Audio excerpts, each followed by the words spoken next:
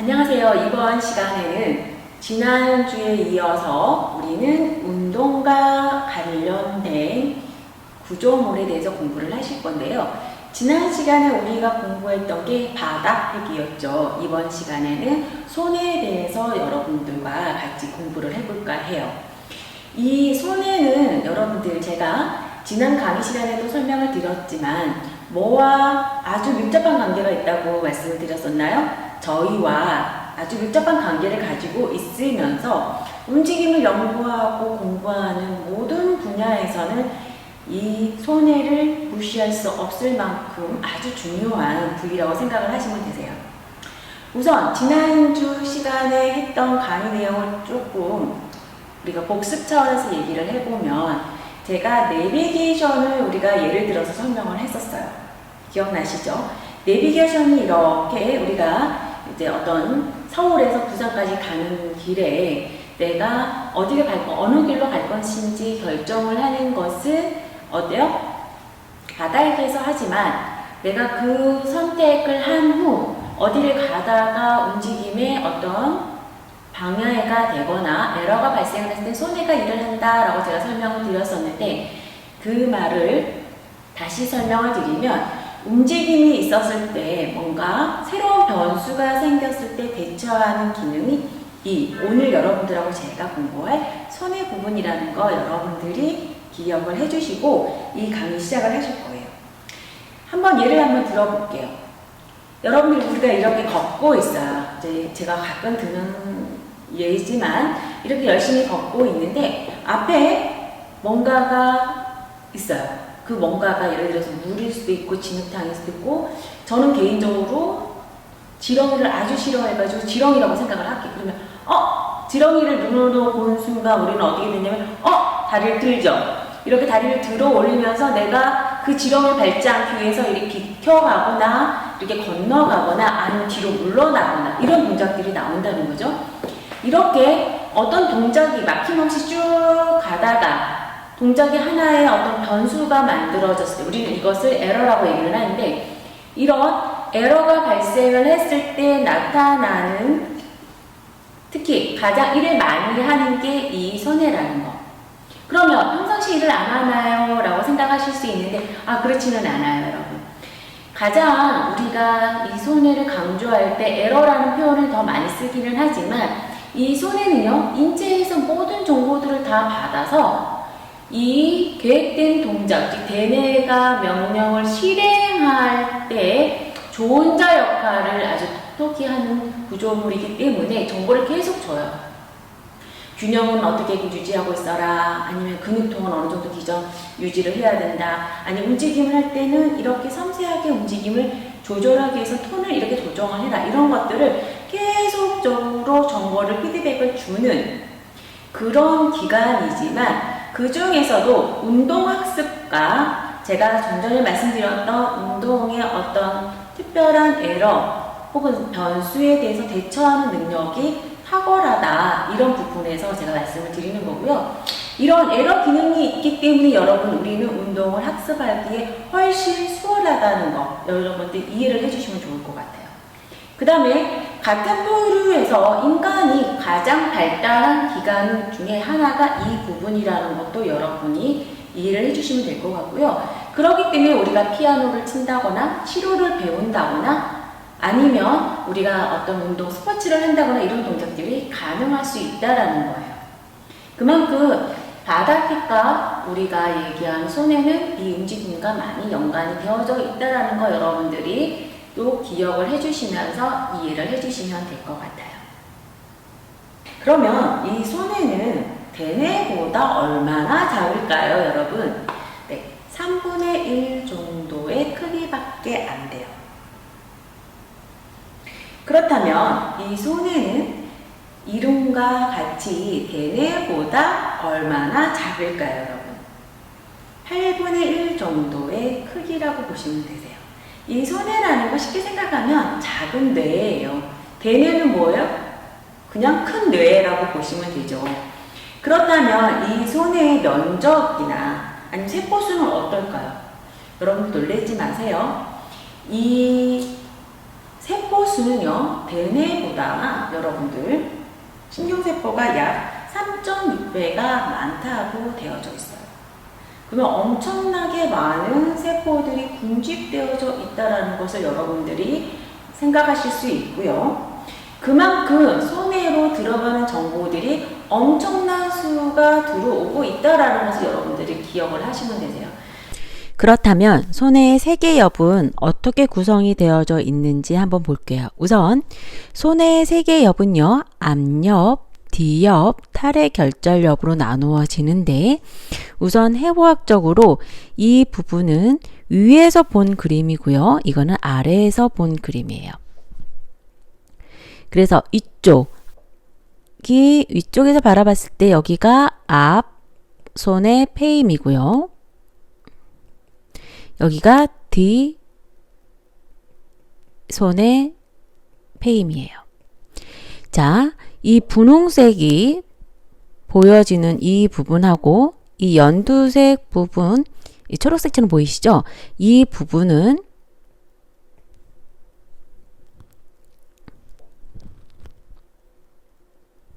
첫째 틈새로 앞옆과 뒤옆으로 나누어진다고 보시면 되세요.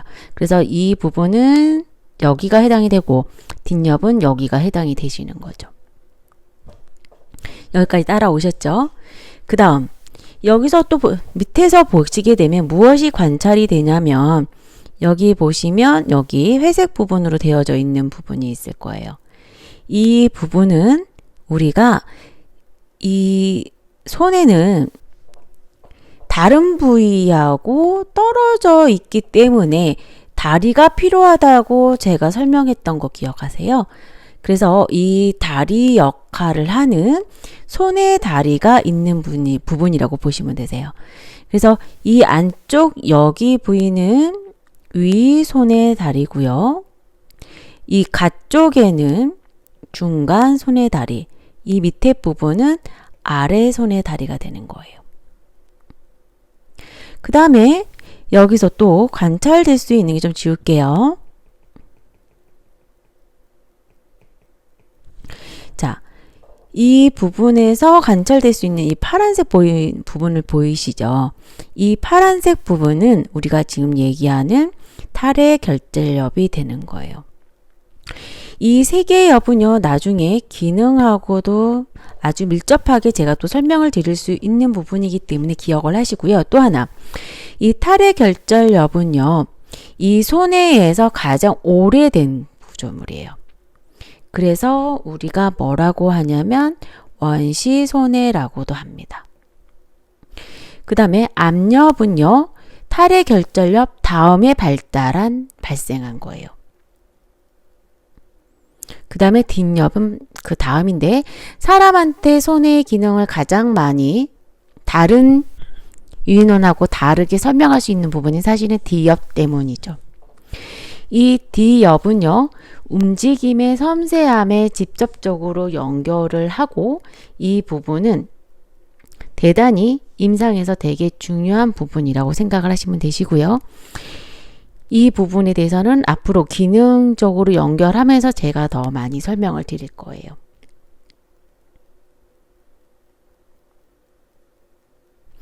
그 다음 이 탈의결절엽하고 이 D엽을 나누는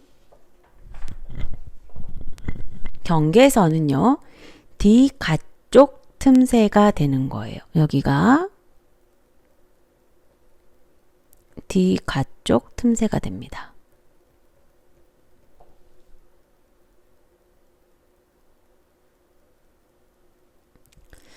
자, 여기서는 이 정도 여러분들이 보시고 다음에 다시 설명을 더 보충을 해보도록 할게요. 그러면 손의 세계엽은 여러분들 제가 앞 슬라이드에서 제가 설명을 드렸는데, 우리가 다시 설명을 이 부분을 다시 붙여보도록 할게요. 여러분, 암엽, D엽, 탈의결절엽이라고 있는데요. 이 부분을 우리가 유인원하고 좀 더 구분을 져서 좀 설명을 드려볼까 봐요. 여러분들, 우리가 동물하고, 즉 유인원하고 사람의 가장 큰 차이점 지점이 뭐라고 하냐면 두 가지를 예를 들 수가 있어요. 물론 말 빼고요. 동작에서. 물론 말도 하나의 동작으로 인식을 하지만 우리가 가장 눈에 띄게 볼 수 있는 것 중에 하나가 뭐냐면 손의 움직임. 첫 번째. 두 번째 움직임은 뭐냐면 보행이라고 얘기를 해요. 자, 첫 번째 동작 중에 하나가 제가 손의 기능이에요 라고 제가 말씀을 드렸는데요. 여러분, 사람의 손만큼 물건을 잡기에 적합한 구조와 그 다음에 사람의 손만큼 어떤 동작이든 가능하게 할 수 있는 손은 없어요, 여러분. 예를 들어서 인간은요, 사람은 피아노와 같이 리듬을 타서 칠 수도 있고요. 바이올린, 기타, 그 다음에 바늘질 이런 섬세한 동작들을 우리는 가능한데 유인원은 이 동작이 불가해요. 가장 쉬운 예로 유인원도 바나나를 잡거나 물건을 잡을 수는 있어요. 하지만 이 엄지손가락의 기능이 우리와 같이 이렇게 스페이스가 넓지 않기 때문에 물건을 우리가 잡고 조작하기가 되게 어려운 조건인 거죠. 또한 우리가 보행이 다르다고 제가 설명을 드렸는데요. 유인원의 골반은 인간의 골반처럼 뉴트럴하게 딱 세워져 있지 않아요. 즉 정상 범위로 서 있지 않고 약간 제가 옆에서 보여드리면 이렇게 빠져 있어요. 그래서 엉덩이 뒤로 빠지면서 뒤로 틸팅이 된다고 우리가 표현을 하는데 뒤로 경사가 지어지면서요. 무릎이 앞으로 나가고 무릎이 살짝 구부러지는 이런 자세가 되거든요. 이 자세로 걷기 때문에 두 발로 뒷입 보행을 하지만 몸을 아주 수직적으로 만들 수 없다라고 얘기를 하는 거죠. 그거는 구조적인 것도 있지만 실제적으로 이 구조 자체는요. 나중에 제가 보행에 대해서 간단하게 설명을 다시 드리겠지만 신경계하고 연결해서 이 프로그램이 인간처럼 섬세하고 정교하지 않다라는 것을 얘기를 할 수 있어요.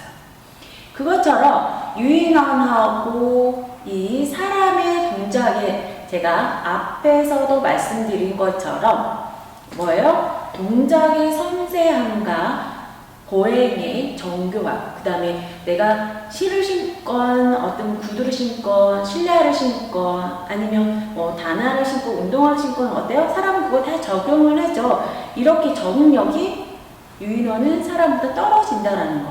그게 누구와 관련되어져 있냐면 모tor 시스템, 즉 운동 시스템하고 관련이 되어져 있는데 그 중에서도 손의 발달과 아주 밀접하게 관련이 되어져 있다는 거 여러분들이 이해를 해주시면 되세요.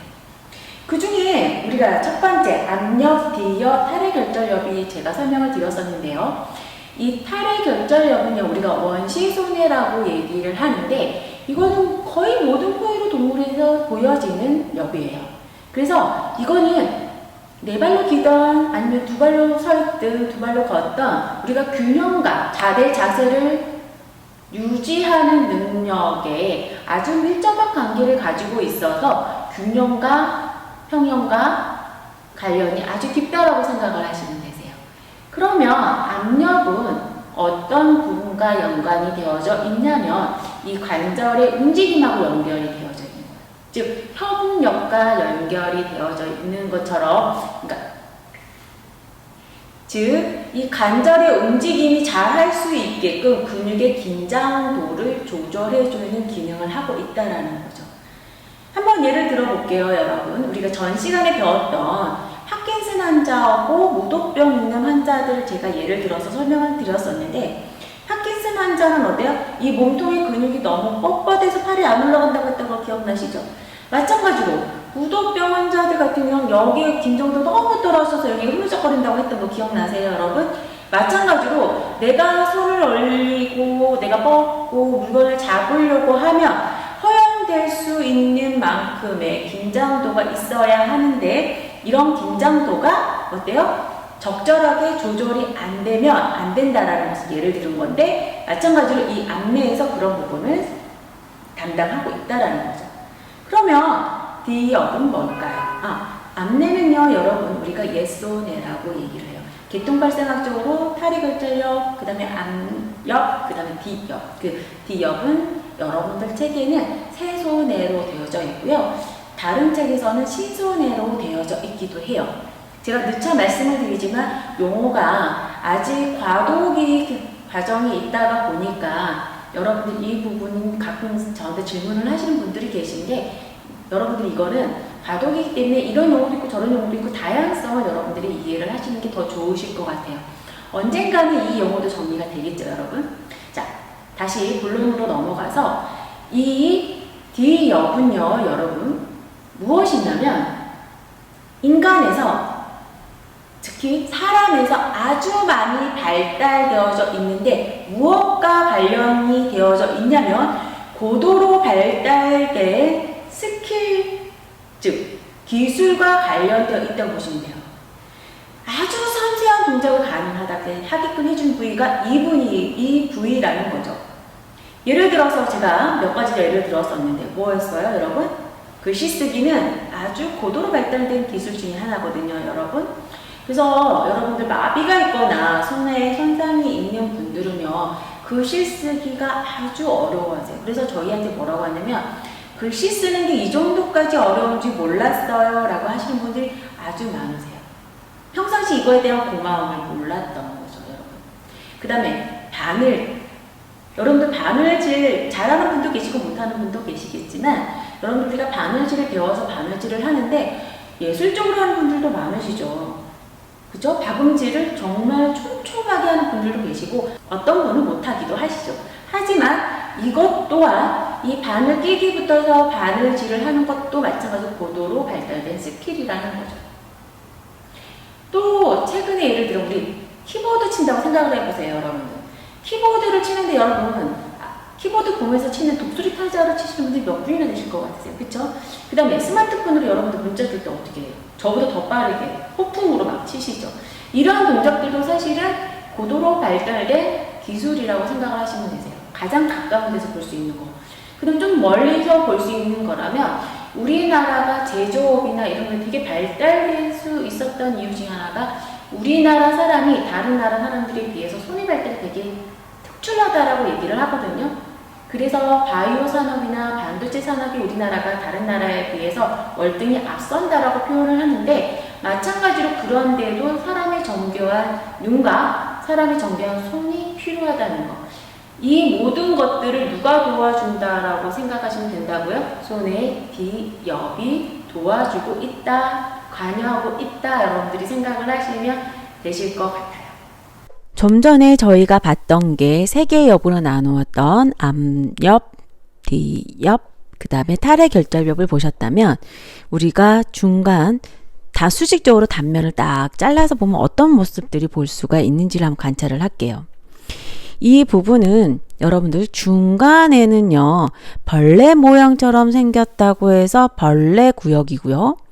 그 다음에 손에도 대뇌처럼 두 개의 방구로 나누어져 있는데 이렇게 두 개의 방구로 나누어져 있다고 해서 가쪽 방구가 돼요.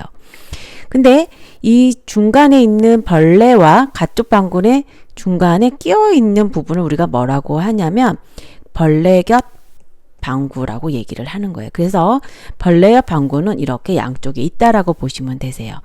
이 그림에서 관찰을 하시면 이 가운데 있는 이 부분이 우리가 얘기한 정준벌레 구역이고요. 그 다음에 이 옆에 부분이 벌레겹 방구가 되는 거예요.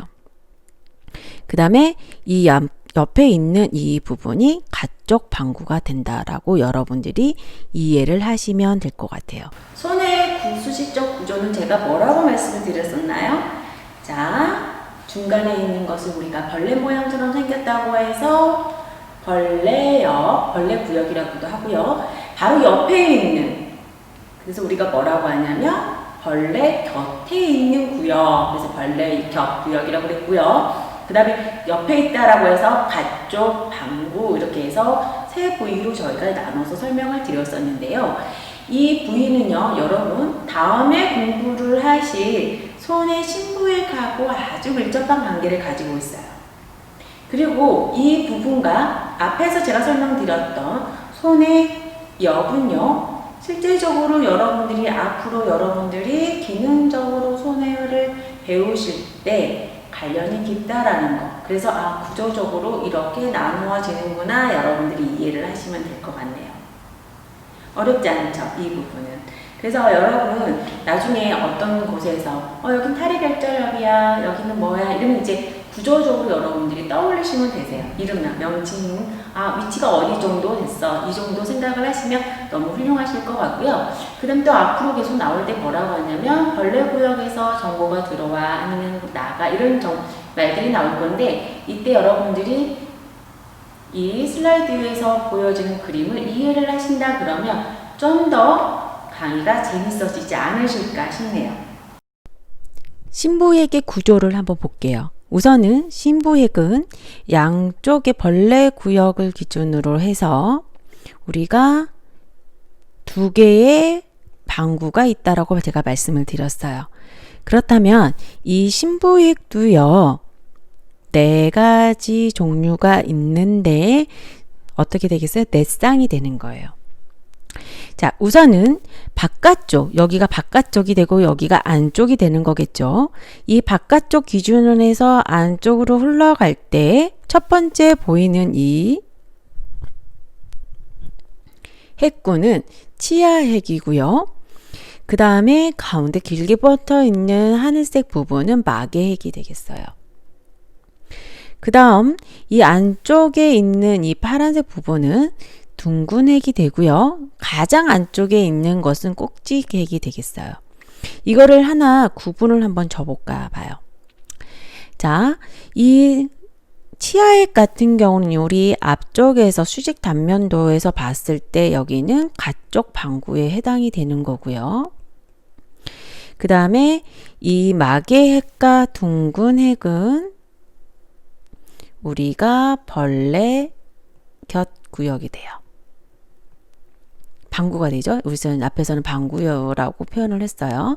그 다음에 이 꼭지핵은 안쪽은 우리가 뭐라고 하냐면은 뭐였어요? 벌레 구역이었죠. 기억하시나요, 여러분? 그래서 이 부분이 이렇게 구성이 되어져 있다라는 것을 여러분들이 우선 기억을 해 주시면 되세요. 그 다음에 이 신부핵은요, 손해의 주 출력부라고 보시면 되세요. 우리가 대뇌에서 우리가 어떤 것이 있었냐면 갓대에 겉질이 이렇게 있으면 백질이 있고 이 안에 시상도 있었고 옆에 뭐가 있어요? 바다핵도 있었고 있었잖아요. 이것처럼 신부핵도 이 겉질 안에 바다 백색질이 있고 그 안에 깊게 박혀 있다고 그래서 우리가 신부핵이라고 얘기를 하는 거고. 신부핵 어떠세요? 외우기 쉽죠? 핵들이 되게 많죠, 여러분. 대뇌에서도 외울 것이 너무 많고 손해에서도 외울 게 너무 많은데, 손해에서는 여러분 이렇게 하나씩 구분이 돼서 여러분들이 외우시면 제가 설명할 때 여러분들이 그냥 따라와 주시면 되세요. 자, 다시 복습 한번 해볼게요, 여러분. 신부핵은 우리가 손해핵이라고도 하는데 여러분들 책에는 손해핵이라고 되어져 있지만 임상에서는 여러분 손해의 신부핵이라는 용어를 더 많이 사용하고 있어요. 그래서 제가 손해의 신부핵이라고 제가 여러분들한테 안내를 해드리고 있습니다. 그렇다고 하면 이 신부핵은 어때요? 4개의 쌍이 있어요. 즉 손해도 마찬가지로 오른쪽, 왼쪽으로 이렇게 구분이 되어져 있다라고 제가 설명했던 거 기억하시죠? 그래서 앞서도 제가 계속적으로 이런 부분을 강조를 하는 이유가 국가고시에서 여러분들 아주 애매모호하게 이런 부분들을 꼬아놔요.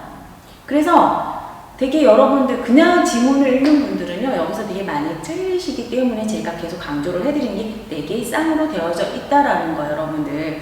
아주 쉬운 문제인데 아주 쉽게 틀리세요. 그래서 제가 매번 이런 문제들이 나오면 쌍이에요, 개예요, 개수예요, 하나예요 이렇게 설명을 드리는 이유가 사실은 잦은 실수로 국가고시에서 힘들으시면 안 되잖아요. 그렇죠, 여러분?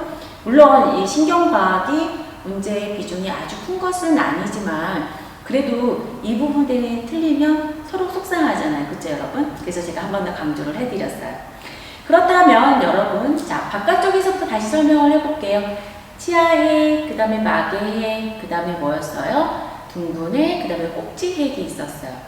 그 다음에 마개핵하고 둥근핵은 중간에 위치되어져 있고 기능적으로 거의 유사한 기능을 하기 때문에 하나로 묶어서 간다라고 제가 설명을 드렸었는데요. 이걸 무엇이라고 했었나요? 앞 슬라이드에서 중간 위치핵 이렇게 말씀을 드렸었죠. 여기까지 기억하시죠? 설마 영상이 바로 바뀌었다고 해서 여러분들 이 부분 모르시면 안 되시는 거예요. 그쵸?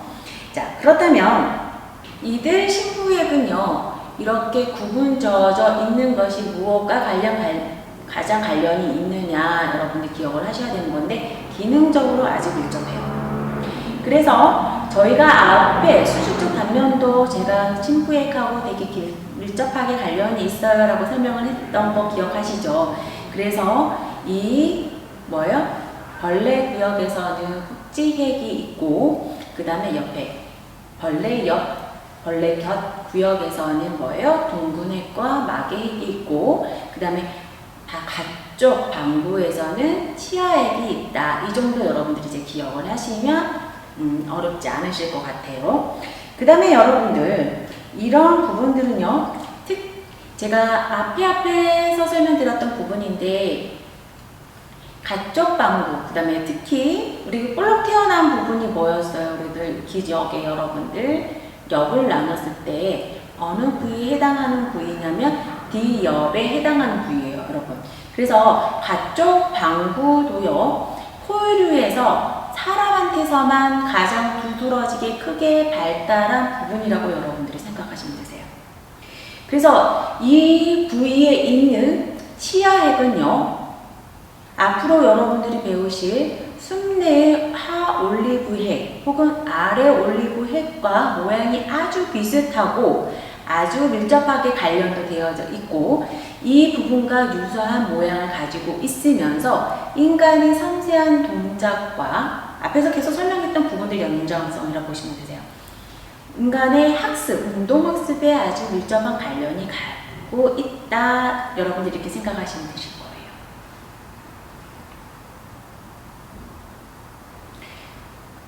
그 다음에 중간 위치 핵은요, 두 개의 작은 동글동글하게 생긴 둥근 핵과 그 다음에 쐐기 모양으로 길게 뻗어져 있는 마개핵으로 구성이 되어져 있고 중간에 위치되어져 있어서 제가 뭐라고 했어요? 계속 되풀이 해드리는 거예요, 여러분. 중간 위치핵이라고 제가 말씀드렸죠? 이 부분이 포함된다, 여러분들 생각하시면 되시고요. 그 다음에 꼬치핵은요, 가장 안쪽에 있고 타원형으로 만들어져 있어요. 그 다음에 이 부분은요, 균형 감각에 아주 밀접하게 관련이 되어져 있다는 거 여러분들이 기억을 해주시면 되는데, 이 부분은 여러분 척수손해라고 나중에 배우실 건데, 척수손해에도 해당이 되지만 여기서 나오는 일부 정보는 평형 감각에 직접적으로 연관이 되어져 있다, 이렇게 생각하시면 되시고요. 그래서 우리가 벌레 구역이나 아니면은 옆에 있는 벌레 옆 구역의 손상을 받게 되면은 여러분 이 사지 움직임 중에서 마비는 일어나는 것은 아니나 그것을 조절하는 뭐가 없어지냐면 근육의 긴장도, 그다음 균형 감각 이런 부분들이 되게 많이 소실되는 걸 볼 수 있어요.